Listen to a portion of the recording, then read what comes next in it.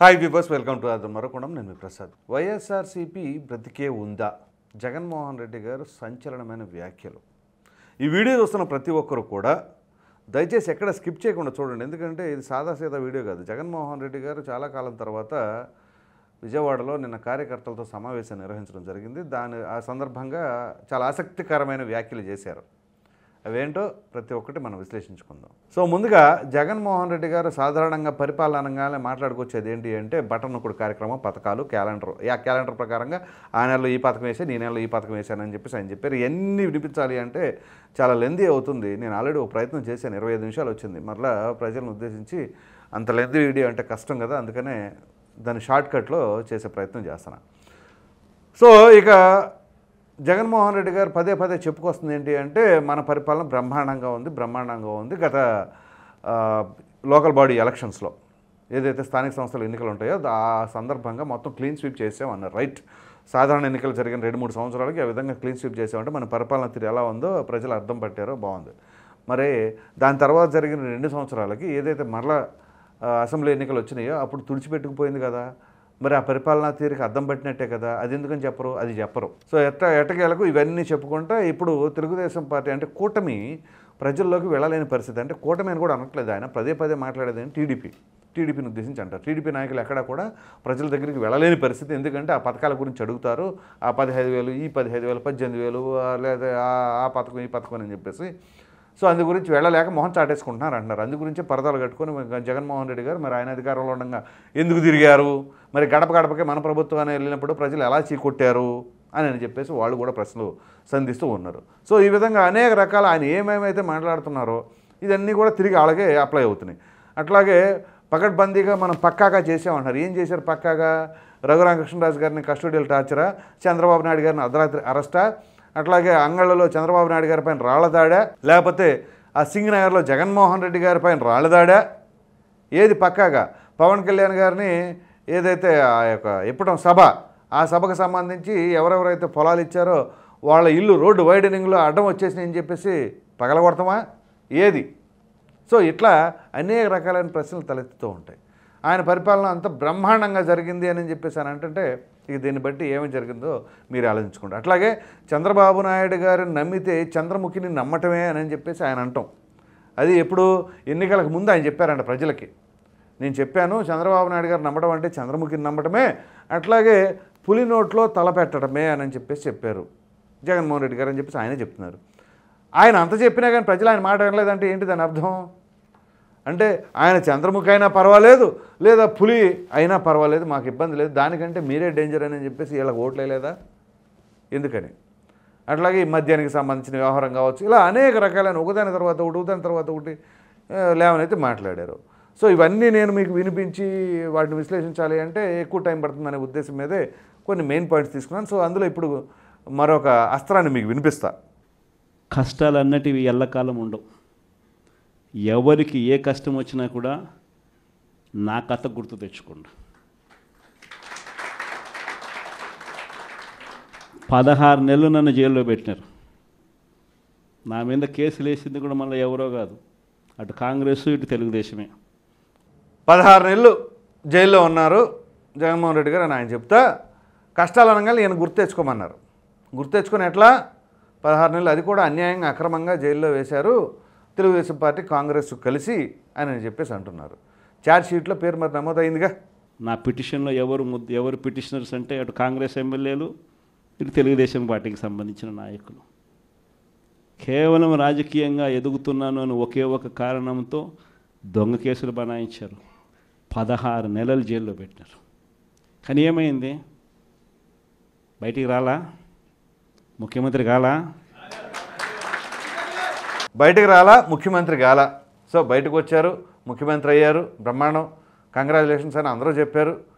దాన్ని ఎలా నిలబెట్టుకున్నారా లేదా అనేది ఇంపార్టెంట్ కదా. ఫస్ట్ ర్యాంక్ సంపాదించడం ఏదో రంగం సంపాదించేస్తాం ఒకసారి, కానీ మరలా రెండోసారి ఫస్ట్ ర్యాంక్ సంపాదించడమే కష్టం. ఆ ఫస్ట్ ర్యాంకు నిలబెట్టుకోవడం చాలా కష్టం. ఒక విద్యార్థి ఉన్నాడంటే ఆ ఫస్ట్ ర్యాంక్ సంపాదించడం కోసం చాలా కష్టపడి వస్తాడు, కానీ మరలా రెండో ఎగ్జామ్లో ఫస్ట్ ర్యాంక్ సంపాదించాలంటే అప్పుడు వాసిపోద్ది. ఎందుకంటే అప్పుడుదా ఎక్స్పెక్టేషన్స్ లేవు కాబట్టి ఏదో వచ్చేసింది.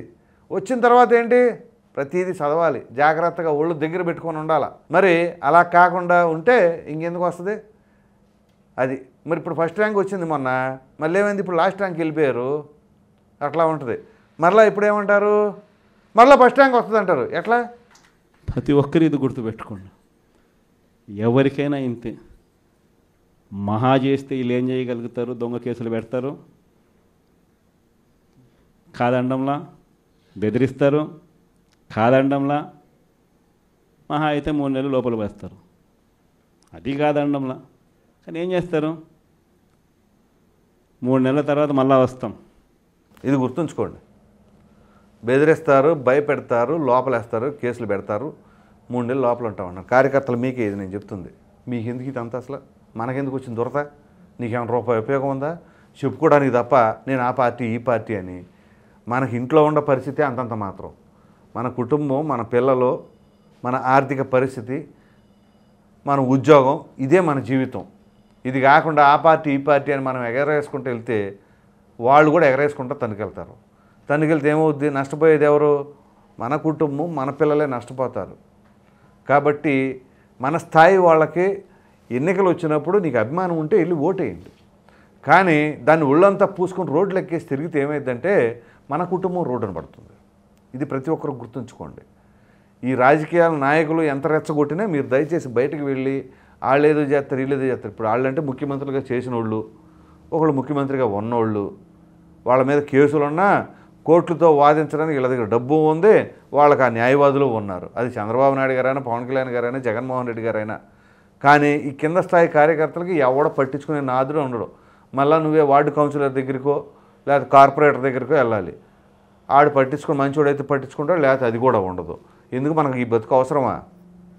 మనం ఏదో ఇంటికాడ మనం చేసుకునే పని ఒక 100 రూపాయలు 1000 రూపాయలు సంపాదించుకున్నామా, మన బిడ్డలను సంతోషంగా చూసుకున్నామా, ఏదో వారానికి ఒక సినిమాకి వెళ్ళామా, లేదా ఇంటిళ్ళ పాది అందరం కలిసి ఒక బిర్యానీ చేయించుకొని తిన్నామా అనేటట్టు ఉండాలి. కానీ మనకెందుకు వచ్చిన రాజకీయాలు? ఎవరైనా సరే, నేను చెప్తుంది, ఆ పార్టీ కాదు ఈ పార్టీ కాదు, ఎవరైనా సరే మీకు అభిమానం ఉంటే ఎన్నికల సమయాల్లో వెళ్ళి ఓటేయండి. అంతేగాని ఆ కేసులు పెట్టించుకోవటం ఎందుకు, ఆ బెదిరింపులు ఎందుకు, ఆ ఇంట్లో వాళ్ళకి టెన్షన్లు ఎందుకు, అవన్నీ అసలు మన జీవన శైలికి కరెక్ట్ కాదు. అందులో ఇప్పుడున్న రాజకీయాలు మరీ దద్రంగా తెచ్చినాయి.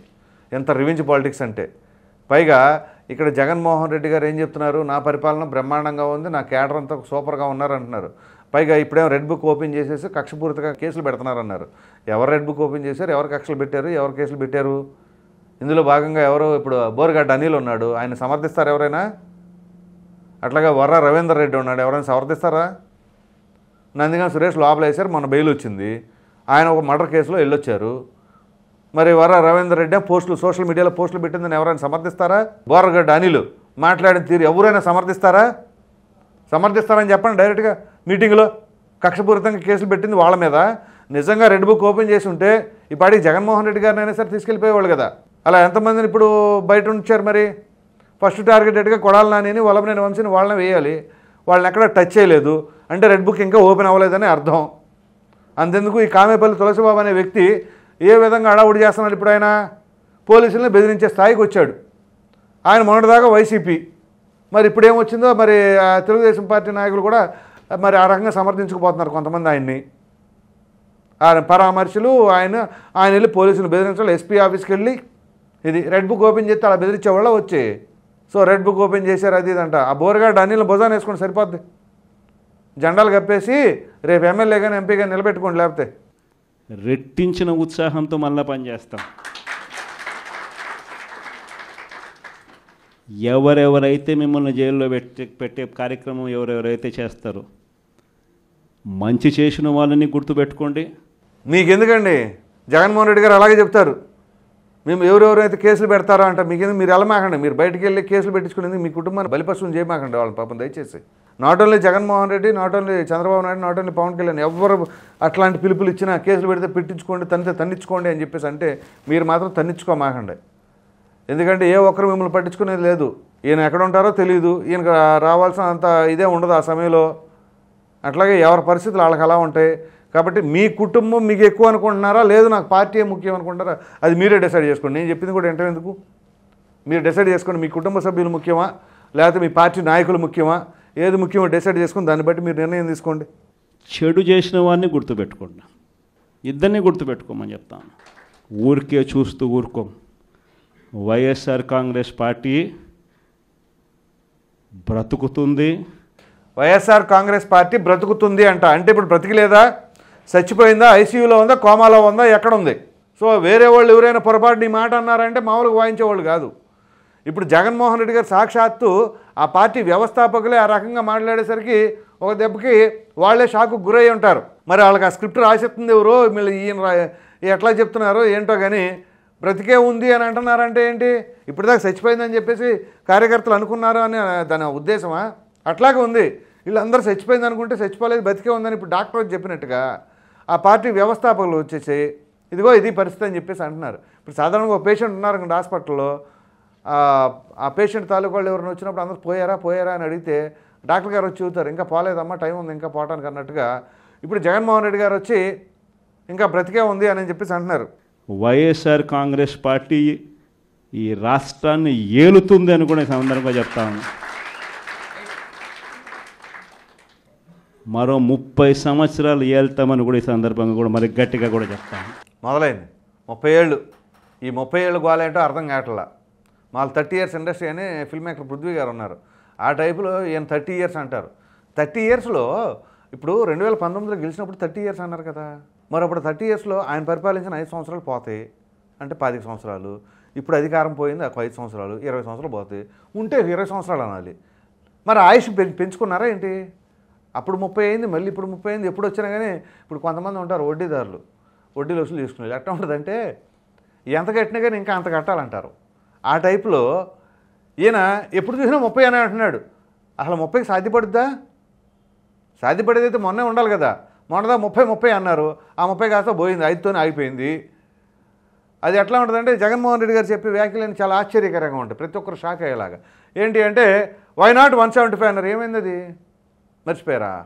వై నాట్ 175 ఏమైంది? మరి ఆ కార్యకర్తలకే చెప్పింది, మళ్ళీ ఇదే కార్యకర్తలు కదా, ఇప్పుడు 30 అంటుంది. కాబట్టి ఎవ్వరూ కూడా వైఎస్ఆర్ కాంగ్రెస్ పార్టీకి సంబంధించిన ఏ కార్యకర్త వెంటికి కూడా పీకలేడు అని చెప్పి కూడా ఈ సందర్భంగా ఈ ఎంటికల వ్యాపారంతో వచ్చిన తలనొప్పి అంతా కూడా వైఎస్ఆర్సీపీ వాళ్ళు పేటెంట్ రైట్ తీసుకున్నారు ఎంటికల వ్యాపారానికి సంబంధించి. ఎవరు రోజా గారు మాట్లాడతారు, జగనన్న చిటికిన కాలు గోటు చిటికిన వేలు మీద కూడా ఎంటికి పీకలేరంట. ఎవడు చేసుకుంటాడు, ఏం చేసుకుంటారు, ఆ ఎంటికలు అర్థం కాదు. అలాగే జగన్మోహన్ రెడ్డి గారు సాక్షాత్తు ముఖ్యమంత్రిగా ఉన్న సమయంలో కూడా నా ఇంటికి ఎవరు పీకలేరని ఆయన. అట్లాగే ఆ జోగి రమేష్ అనుకుంటా ఇంటికి పీకలేమని ఆయన. ఇప్పుడు చూస్తేనేమో అప్పుడు కొడాలి నాని కూడా ఇంటికి పీకలేరని చెప్పేసి ఆయన. మరలా ఇప్పుడు జగన్మోహన్ రెడ్డి గారు కార్యకర్తలు ఇంటికి ఏం చేసుకుంటారు కార్యకర్తలు ఎంటికలు? సో ఆ ఎంటికలు ఈ ఎంటికలు వ్యాపారం అంటే ఆ బోర్లు అమ్ముకునే వాళ్ళు ఉంటారు, వాళ్ళకి ఇవ్వండి, లేకపోతే ఆ ఎంటికలు వాళ్ళన్నా 4 బోర్లన్నా ఇస్తారు, ఏదో రంగు మీకు కావాల్సిన రంగు అన్నట్టుగా చాలామంది అభిప్రాయపడుతూ ఉన్నారు. సో ఇక్కడ రాజకీయంలో మాట్లాడే భాష ఎంత జాగ్రత్తగా ఉండాలి. జగన్మోహన్ రెడ్డి గారు ఎవరు సాదాసీద వ్యక్తి కాదండి, మాజీ ముఖ్యమంత్రి, మరలా 30 ఏళ్ళు ఉంటానంటున్నాడు. మరి అటువంటి ఆయన ఈ ఎంట్రుకల భాష ఏంటో మరి అర్థం కావట్లా. ఇంకా వాళ్ళ పార్టీలో ఎవరైనా మాట్లాడితే ఈయన హెచ్చరించవలసింది పోయి ఈయన సాక్షాత్తు ముఖ్యమంత్రిగా ఉన్నప్పుడే మాట్లాడారులే, ఇప్పుడు మరి మాట్లాడడం తప్పే ఉంది.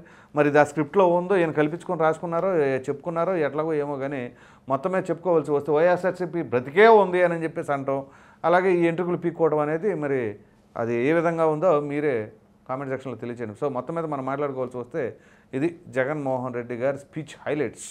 ఈ వీడియో కనుక మీకు నచ్చినట్లు లైక్ చేయండి, షేర్ చేయండి. అదేవిధంగా ఇప్పుడు ఈ కామెంట్లకి మనం విశ్లేషించుకున్న దానిపైన మీ విలువైన అభిప్రాయాన్ని కామెంట్లో తప్పకుండా తెలియజేయండి. మరిన్ని వీడియోస్ కోసం మన ఆదాన్ ఛానల్ సబ్స్క్రైబ్ చేయడం మాత్రం మర్చిపోండి. Thank you.